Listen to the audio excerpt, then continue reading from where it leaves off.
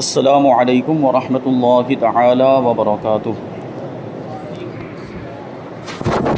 نحمده ونصلي ونسلم على رسوله الكريم اما بعد فاعوذ باللہ من الشیطان الرجیم بسم اللہ الرحمن الرحیم ان اللہ وملائکته یصلون علی النبی یا ایہا الذین آمنوا صلوا علیہ وسلموا تسلیما اللہم صلی علی سیدنا و مولانا محمد معدن الجود والکرم وآلہ الکرام وابنہ الکریم وبارک وسلم صلاۃ و سلاما علیک یا رسول اللہ صلی اللہ تعالی علیہ وسلم۔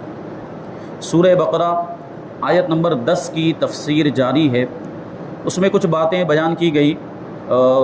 آیت کریمہ میں منافقین کا تذکرہ ہے اور ان کے تعلق سے یہ فرمایا گیا کہ ان کے دلوں میں بیماری ہے، تو اللہ نے ان کی بیماری میں اور اضافہ کر دیا اور ان کے لیے ان کے جھوٹ بولنے کی وجہ سے دردناک عذاب ہے۔ تو یہاں پر روحانی بیماریوں کا تذکرہ کیا گیا تھا کہ جو روحانی بیماریاں ہوتی ہیں، باطنی بیماریاں، وہ ظاہری بیماریوں سے زیادہ خطرناک ہوتی ہیں۔ اور پھر اس کے بعد یہ ایک جملہ ہے آیت کریمہ کے اندر کہ وَلَهُمْ عَذَابٌ عَلِيمٌ بِمَا كَانُوا يَكْذِبُونَ، اور ان کے لیے یعنی منافقین کے لیے ان کے جھوٹ بولنے کی وجہ سے دردناک عذاب ہے۔ کیوں؟ کیونکہ وہ جھوٹے ہیں۔ کس اعتبار سے جھوٹے ہیں؟ کہ وہ ہیں کافر، باطنی کفر، اندر سے وہ کافر ہیں، کفر کو چھپائے ہوئے ہیں اور ظاہر کرتے ہیں اپنے آپ کو مومن، تو اس وجہ سے وہ جھوٹے ہوئے۔ بلکہ ان سے بڑا کوئی جھوٹا نہیں ہو سکتا کہ اپنے کفر کو انہوں نے چھپایا اور اپنے آپ کو مومن ظاہر کرتے ہیں، یعنی اللہ تعالیٰ اور آخرت پر ایمان لانے کا جھوٹا دعویٰ کرنے کی وجہ سے ان کے لیے جہنم کا دردناک عذاب ہے۔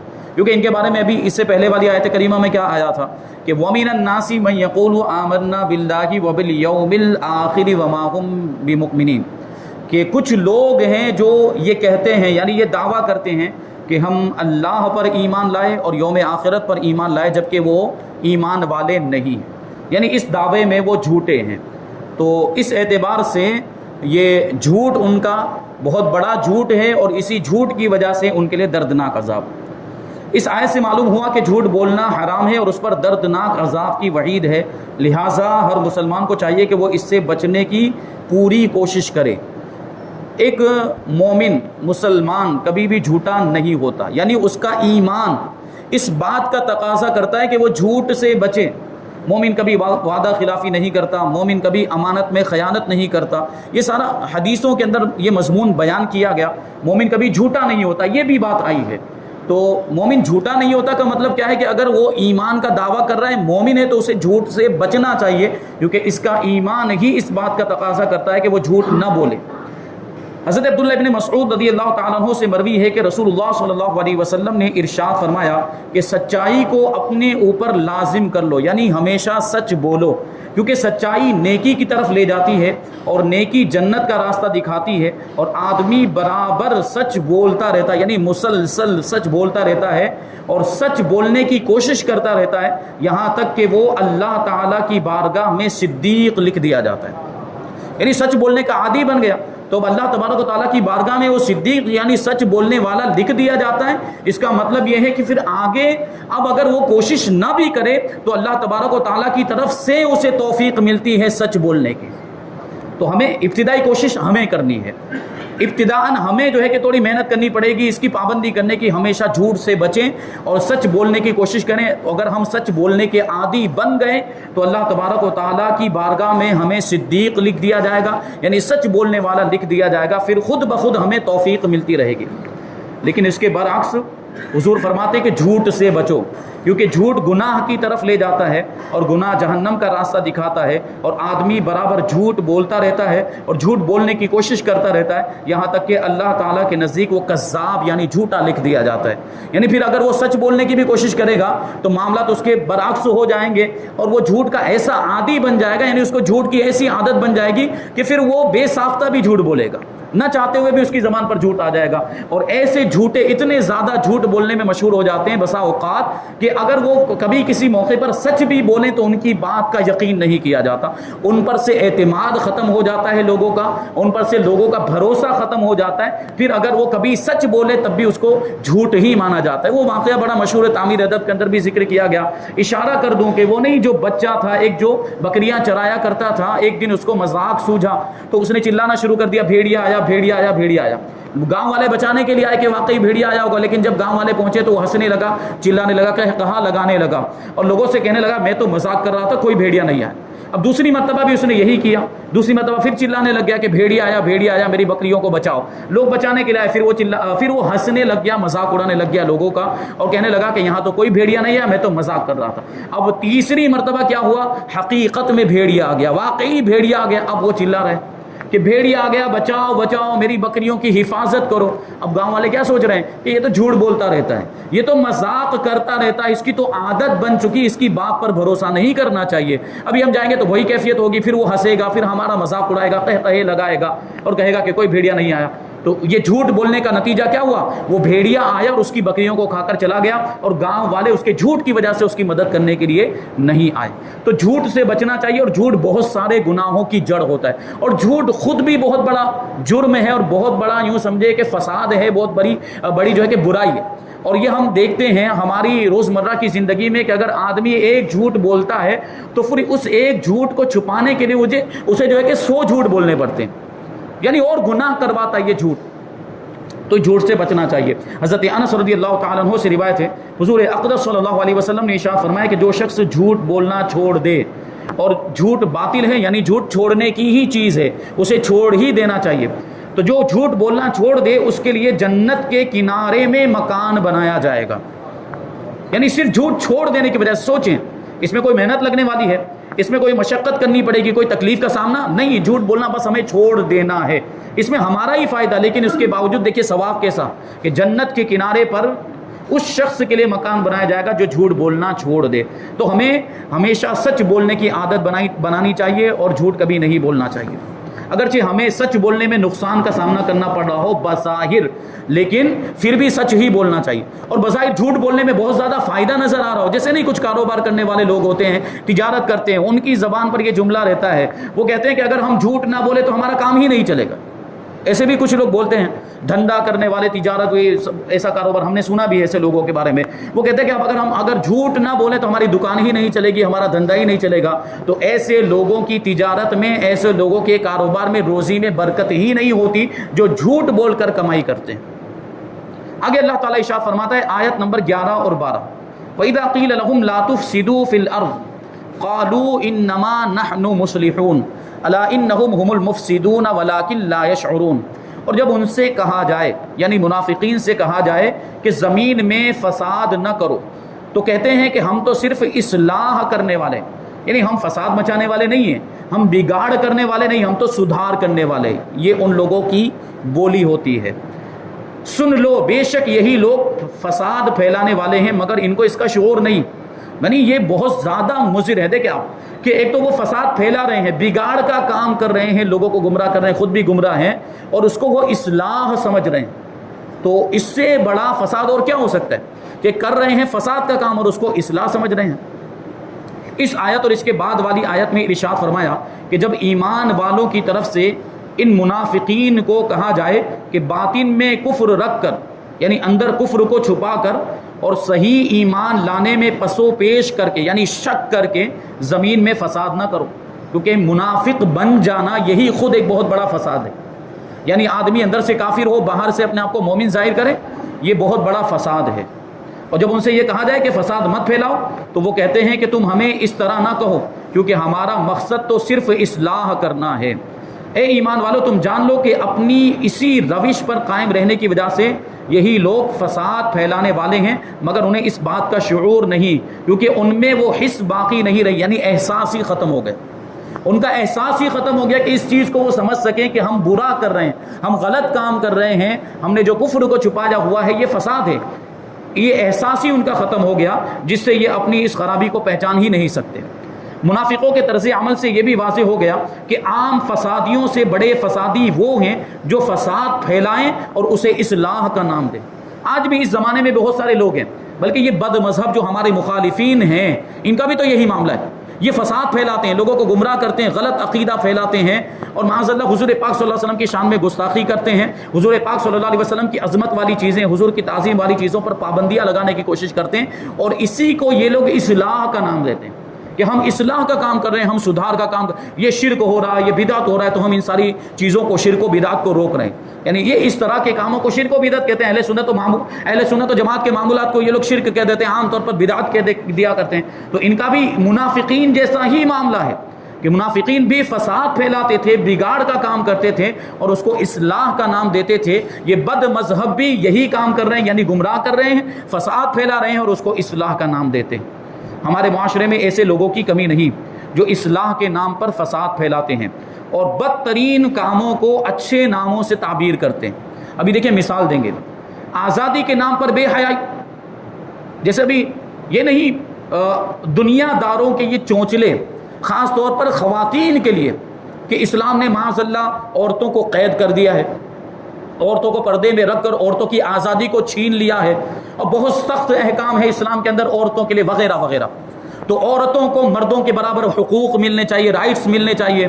جس طرح مردوں کو باہر آنے جانے کی اجازت، اسی طرح عورتوں کو بھی باہر آنے جانے کی اجازت ہونی چاہیے، کاروبار کرنے کی اجازت ہونی چاہیے، جاب کرنے کی اجازت ہونی چاہیے، ملازمت کرنے کی اجازت ہونی چاہیے۔ یہ سب آج دنیا دار لوگ کہہ رہے ہیں، یعنی عورت کو آزادی ملنی چاہیے، لیکن اس آزادی کے نام پر وہ بے حیائی پھیلا رہے ہیں اور اس آزادی کے نام پر عورت کی عزت کو نیلام کیا جا رہا ہے۔ آج ہم دیکھیں وہ عورتیں جو باہر نکل رہی ہیں، جو پردے کا خیال نہیں کر رہی ہیں، پردے کے احکام کو انہوں نے پسے پشت ڈال دیا اور جاب کرنے کے لیے نکل گئی، ملازمت کرنے کے لیے نکل گئی، کہیں آفس میں کام کر رہی ہیں، کہیں کسی دفتر میں کام کر رہی ہیں، کہیں کسی فیکٹری میں کام کر رہی ہیں، کہیں کسی کارخانے میں کام، کہیں ٹیچر لگ گئی تو کہیں یہ وہ، ان کی عزتیں محفوظ نہیں ہیں۔ ہر جگہ پہ آپ کبھی نہ کبھی اس طرح کے معاملات اور کیسز واقعات سامنے آتے ہی رہتے کہ فلاں جگہ پر فلاں ایک خاتون کے ساتھ اس طرح کا معاملہ ہو گیا، اس کی عزت لوٹ لی گئی۔ یہ کیوں ہو رہا ہے؟ کیونکہ آزادی دے دی گئی، اور آزادی کے نام پر یہ بے حیائی کا ان کو جو ہے کہ ایک ہتھیار دے دیا گیا، اور یہ جو ہے کہ اس طرح جو ہے کہ مشہور کر دیا گیا کہ عورتوں کو بھی مردوں کے برابر حقوق ملنے چاہیے، جبکہ عورت ہے ہی چھپانے کی چیز۔ یہ عورت، لفظ عورت، یہ عورت کو عورت کیوں کہا جاتا ہے؟ عربی میں عورت کا مطلب ہی ہوتا ہے چھپانے کی چیز۔ اور اسلام نے ایک بات میں عرض کروں، یہ بڑی جو ہے کہ نقطے والی بات ہوتی ہے، اسلام کے اندر، اسلام کی نظر میں، شریعت کی نظر میں جو چیز قابل تعظیم ہوتی ہے اس کو چھپا کے رکھا جاتا ہے، اور دنیا داری کے اعتبار سے بھی یہ ہوتا ہے۔ جیسے ایک عقلی مثال میں آپ کو دوں کہ اگر آپ کاروبار کرتے ہیں، آپ کی دکان ہے اور آپ کو کوئی پیمنٹ دے کر گیا 1,00,000 روپے، 1,00,000 روپے کی گڈی آپ کو کوئی دے کر گیا، 1,00,000 روپے کا بنڈل، تو کیا آپ اس کو کاؤنٹر پر رکھ کے چلے جائیں گے؟ کیا کریں گے؟ اس کو 1,00,000 کی گڈی کو آپ چھپا کے رکھتے ہیں۔ کیوں؟ کیونکہ آپ اس کی اہمیت کو سمجھ رہے ہیں کہ یہ بہت بڑی رقم ہے، یہ بہت بڑا مال ہے، تو اس کو چھپا کے رکھنا چاہیے۔ تو آپ اس کو ڈراور میں ڈال کے رکھیں گے، یا کہیں اور کسی جگہ پہ الماری وغیرہ میں چھپا کے رکھیں گے کہ نہیں رکھیں گے، یا کاؤنٹر پہ چھوڑ کے چلے جائیں گے؟ کیوں؟ کیونکہ ہم نے اس کی اہمیت کو سمجھا، ہم نے سمجھا کہ یہ بہت بڑی رقم ہے، اس کی حفاظت ہونی چاہیے۔ ایسے کاؤنٹر پر کھلا چھوڑ کر چلے گئے تو کوئی بھی چور آئے گا، جو ہے کوئی بھی ایسا ڈاکو آ گیا یا اچکا آ گیا تو یہ اچکل لے کر چلا جائے گا، تو ہم اس کی حفاظت کرتے ہیں۔ اور اسلام کے اندر بھی آپ دیکھیں کہ اسلام کی نگاہ میں جو بھی چیز قابل تعظیم ہے اس کو پردے میں رکھا جاتا ہے۔ آپ دیکھیں تو دنیا کے اندر بہت ساری مسجدیں موجود ہیں، ہزاروں، سینکڑوں، لاکھوں مسجدیں ہوں گی، لیکن کسی بھی مسجد پر غلاف چڑھایا جاتا ہے؟ پوائنٹ سمجھ رہے ہوں گے آپ لوگ؟ کسی بھی مسجد پہ ہماری یہ مسجد ابھی دیکھ لیں تو کیا اس مسجد پر غلاف چڑھا ہوا ہے؟ کہیں پر پردہ ڈالا ہوا ہے؟ نہیں۔ لیکن دنیا کے اندر ایک مسجد ایسی ہے جس کو ہم مسجد حرام کہتے ہیں، خانہ کعبہ، اس پر غلاف چڑھایا گیا۔ کیوں؟ کیونکہ وہ ساری مسجدوں میں سب سے زیادہ افضل ہے، اور سب سے زیادہ عظمت والی مسجد ہے، اور سب سے زیادہ قابل تعظیم ہے، تو اس کی اس عظمت کو ظاہر کرنے کے لیے اس پر غلاف چڑھا دیا گیا۔ ابھی اور ایک مثال لے لیں، دنیا کے اندر بہت ساری کتابیں ہیں، لاکھوں کروڑوں کتابیں ہوں گی، لیکن کسی کتاب کو ہم جزدان میں رکھتے ہیں، کسی کتاب پر ہم غلاف چڑھاتے ہیں، لیکن انہی کتابوں کے اندر ایک کتاب ہے جس کو ہم قرآن مجید کہتے ہیں، اس کو غلاف میں رکھا جاتا ہے، کیونکہ یہ ساری کتابوں میں سب سے زیادہ فضیلت والی کتاب ہے، سب سے زیادہ عظمت والی کتاب، اور سب سے زیادہ قابل تعظیم کتاب ہے، تو اس کی اسی عظمت کو ظاہر کرنے کے لیے ہم اس کو جزدان میں رکھتے ہیں۔ ہم اس کو غلاف میں رکھتے ہیں۔ بالکل یہی مثال خواتین کی بھی ہے کہ اسلام خواتین کو قابل تعظیم سمجھتا ہے، عظمت کے لائق سمجھتا ہے، اور اس کی اسی عظمت کو ظاہر کرنے کے لیے اسلام نے خواتین کو پردے میں رہنے کا حکم دیا، اور خواتین جو پردے میں رہتی ہیں ان کی عزت بھی محفوظ رہتی ہے اور ان کے سارے معاملات ٹھیک رہتے ہیں۔ اور یہ دیکھیں کس طریقے سے ایک ہمارے بزرگ عالم دین ہیں، ان کا ایک واقعہ میں آپ کو بتاؤں، یہ اکثر میں دوسرے مقامات پر بھی میں نے یہ بیان کیا۔ ان کا ایک عیسائی کے ساتھ مناظرہ ہو گیا، ایک وہ عالم دین ہے، وہ بیان کرتے ہیں کہ ان کا ایک عیسائی کے ساتھ مناظرہ ہوا، تو اس نے تو سب سے پہلے یہ پردے کے احکام پر اعتراض کیا کہ یہ اسلام کے اندر پردے کے احکام کیوں ہیں، یہ تو خواتین کو قید کرنا ہو گیا، ان کی آزادی کو چھین لینا ہو گیا، وغیرہ وغیرہ اس نے اعتراضات کیے۔ تو کبھی تو کیسا ہوتا ہے دلیل کے ذریعے جواب دیا جاتا ہے، اور کبھی ایسا ہوتا ہے کہ الزامی جواب دیا جاتا ہے۔ الزامی جواب کا مطلب کیا ہے کہ سامنے کوئی ایسا سوال کر دیا جائے کہ اس میں جواب بھی ہو جائے اور وہ خاموش بھی ہو جائے سامنے والا۔ تو انہوں نے ایک سوال کیا، دیکھو ٹھیک ہے میں تمہارے سوال کا جواب دوں گا، تم نے جو سوال پوچھا، عیسائی کو جو یہ کہہ رہے ہیں کہ تم نے یہ جو سوال پوچھا کہ اسلام کے اندر یہ پردے کے احکام نہیں ہونے چاہیے، یہ تو آزادی چھین لینا ہے، ان کو قید کر دینا وغیرہ وغیرہ، ٹھیک ہے ہم ابھی اس کا بھی جواب دیں گے، لیکن پہلے آپ ہمارے سوال کا جواب دیں۔ تو وہ عالم صاحب نے عیسائی سے پوچھا، مجھے یہ بتائیے آپ کہ آپ کے جو چرچ ہوتے ہیں، ان کی جو عبادت گاہ ہوتی ہے عیسائیوں کی، اس کو کیا کہا جاتا ہے؟ چرچ۔ اس میں جو خواتین ہوتی ہیں جن کو نن کہا جاتا ہے، ان کو کیوں پورا لباس پہنایا جاتا ہے؟ انہوں نے ابھی نقطہ آپ کو سمجھ میں آ گیا ہوگا، یہ جو خواتین آپ کے چرچ کے اندر ہوتی ہیں ان کا لباس پورا ہے، وہ پورا یہاں سے یہاں تک وہ اسکارف بھی لگا کے وہ پہنتی، اسکارف بھی پہنتی ہے، یہ پورا ان کا جو ہے پورا لباس جو پردہ جیسا ہونا چاہیے ویسا ان کا بھی پورا لباس ہوتا ہے۔ تو انہوں نے سوال پوچھا کہ یہ چرچ کی خواتین ہی کو پورا لباس پہنایا جاتا ہے اور آپ کی عام خواتین پورا لباس نہیں پہنتی، یعنی پورا پردہ نہیں کرتی، ایسا کیوں ہے؟ مجھے اس سوال کا جواب دو۔ تو عیسائی نے کیا جواب دیا؟ عیسائی نے جواب دیا کہ ہم یہ جو مخصوص خواتین ہیں جو چرچ کے اندر کام کرتی ہیں، چرچ کے اندر خدمت کرتی ہیں، ان کو ہم قابل تعظیم سمجھتے ہیں، ان کو ہم قابل احترام سمجھتے ہیں، اس لیے ہم ان کو پورا لباس پہناتے ہیں۔ تو عالم صاحب نے جواب دیا کہ میں مناظرہ جیت گیا، بس فرق یہی ہے، تمہارے اور ہمارے اندر فرق یہی ہے کہ ہمارا اسلام صرف چند لوگوں کو، چند خواتین کو قابل تعظیم نہیں سمجھتا، ہمارا اسلام ساری دنیا کی خواتین کو قابل تعظیم سمجھتا ہے، اس لیے سب کو پردے کا حکم دیتا ہے۔ تو یہ اسلام کی خوبیاں ہیں، ہمیں سمجھنے کی ضرورت۔ یہ آزادی کے نام پر بے حیائی اور فن کے نام پر حرام افعال، آرٹس کے نام پر ہوتا نہیں کہ میوزک ایک آرٹس ہے، گانا بجانا یہ سب جو ہے ایک آرٹس ہے، اور فلمیں ڈرامے یہ سب ان کو بھی آرٹس کا نام دے دیا گیا ہے کہ یہ ایک فن ہے، یہ آرٹس ہے، اور اس کے نام پر جو ہے کہ یہ برے کام کیے جا رہے ہیں، حرام کام پھیلائے جا رہے ہیں، انسانیت کے نام پہ اسلام کو مٹایا جا رہا ہے۔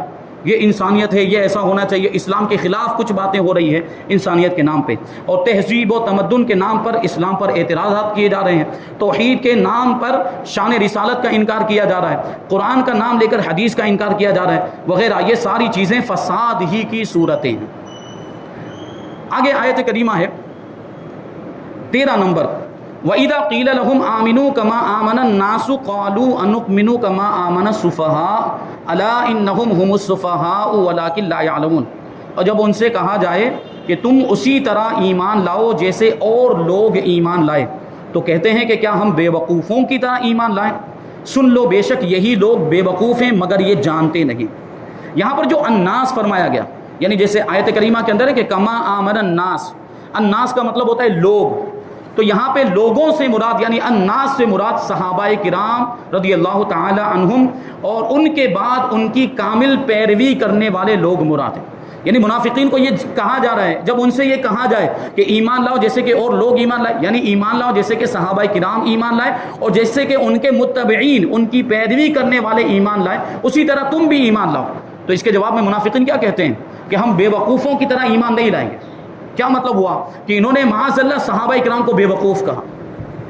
تو دیکھیے اس کا جواب آیت کریمہ میں دیا گیا، آیت کریمہ میں اس کا کیا جواب دیا گیا کہ الا انہم هم الصفا، یہ صحابہ کرام کو بے وقوف کہنے والے خود ہی بے وقوف ہیں، کہ جو ایمان نہ لائے کفر کو اختیار کرے اس سے بڑا بے وقوف کون ہو سکتا ہے؟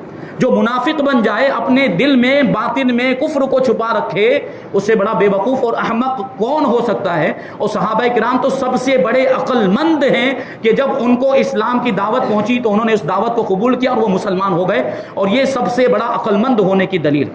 اس آیت میں بزرگان دین کی طرح ایمان لانے کے حکم سے معلوم ہوا کہ ان کی پیروی کرنے والے نجات والے، یعنی جو بزرگوں کی پیروی کرتے ہیں، صحابہ کرام، تابعین، تبع تابعین، بزرگان دین، اولیاء کرام، علماء اعظام، فقہاء کرام، مجتہدین اعظام، ان کی پیروی کرنے والے نجات پانے والے، کیونکہ قرآن خود حکم دے رہا ہے ان کی پیروی کرنے کا کہ ایمان اس طرح لاؤ جس طرح یہ صحابہ کرام ایمان لائے ہیں، جس طرح یہ اللہ والے ایمان لائے، تو اس طرح کا جو ایمان ہے وہ اللہ کی بارگاہ میں مقبول ہے، اور جو ان کی پیروی کرے گا وہ نجات پانے والا ہوگا، اور ان کے راستے سے ہٹنے والا منافقین کے راستے پر ہے۔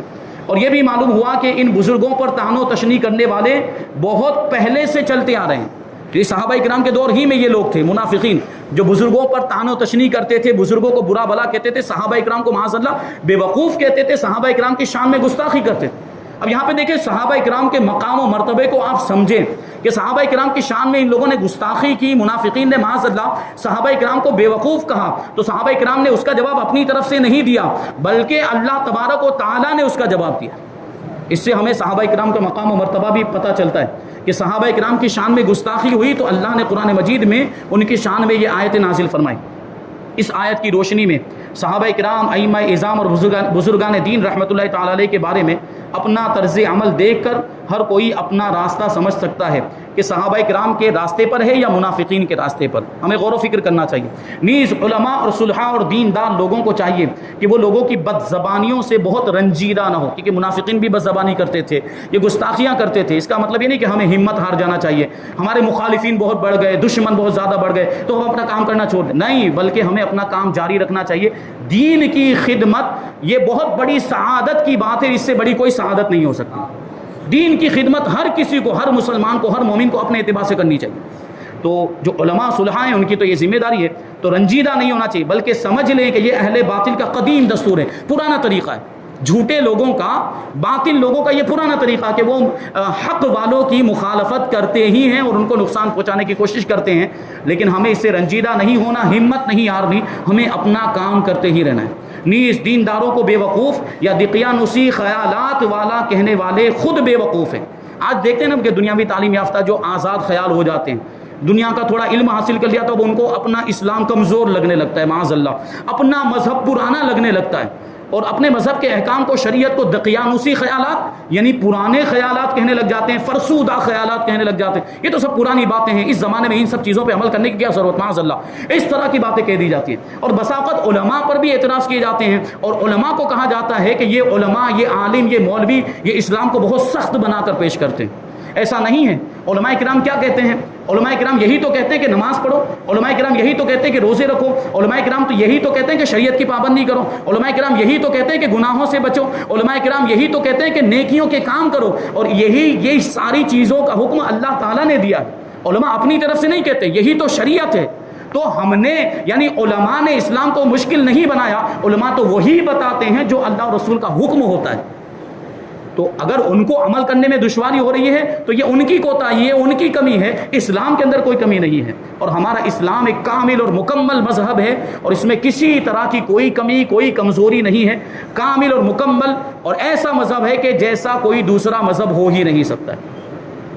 تو جو ایسی بات کرتے ہیں اسلام کے بارے میں وہ خود بے وقوف ہیں۔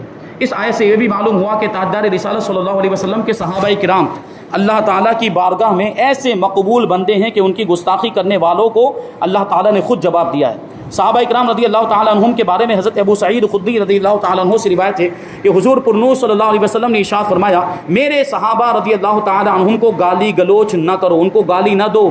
ان کا مقام یہ ہے کہ اگر تم میں سے کوئی احد پہاڑ کے برابر بھی سونا اللہ کی راہ میں خرچ کرے تو اس کا ثواب میرے کسی صحابی کے ایک مد بلکہ آدھے مد کو خرچ کرنے کے برابر بھی نہیں ہو سکتا۔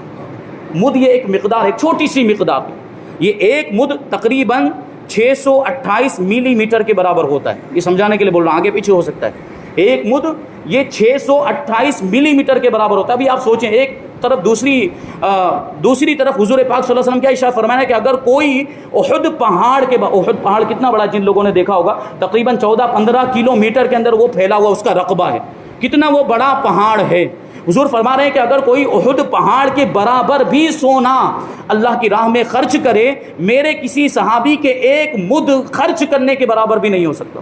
یعنی 628 ملی میٹر میرا صحابی خرچ کرے تو احد پہاڑ کے برابر سونا خرچ کرنا اس کے برابر نہیں ہو سکتا، کیونکہ صحابہ کرام کا مرتبہ اور مرتبے کے حساب سے ثواب بھی ہوتا ہے، جیسا مرتبہ ویسا ثواب ملتا ہے، تو یہ ثواب جو ان کو مل رہا ہے یہ ان کے مرتبے کی وجہ سے۔ اور اللہ تعالیٰ کے اولیاء کے بارے میں حضور پاک صلی اللہ علیہ وسلم ارشاد فرماتے ہیں، حضرت ابو ہریرہ رضی اللہ تعالیٰ عنہ سے روایت ہے، اللہ تعالیٰ نے ارشاد فرمایا جو میرے کسی ولی سے دشمنی کرے اسے میں نے لڑائی کا اعلان دے دیا ہے، یعنی اس سے اللہ تبارک و تعالیٰ کا اعلان جنگ ہے، یعنی جو ولی کا دشمن وہ اللہ کا دشمن ہو گیا، اللہ اس سے ناراض ہو جاتا ہے۔ تو اس سے ان لوگوں کو نصیحت حاصل کرنی چاہیے جو صحابہ کرام رضی اللہ تعالیٰ عنہ کی بے ادبی اور گستاخی کرتے ہیں اور اللہ تعالیٰ کے اولیاء کے بارے میں غلط عقائد اور نظریات رکھتے ہیں۔ یہاں پہ آیت نمبر 13 کی تفسیر مکمل ہو گئی، اب انشاءاللہ آیت نمبر 14 کی تفسیر ہم آئندہ درس میں شامل کریں گے۔ اللہ تبارک و تعالیٰ کی بارگاہ میں دعا ہے کہ جو کچھ بھی بیان ہوا اس پر ہم سب کو عمل کرنے کی توفیق عطا فرمائے اور نور قرآن سے ہم سب کے دلوں کو روشن اور منور فرمائے۔ وما علینا الا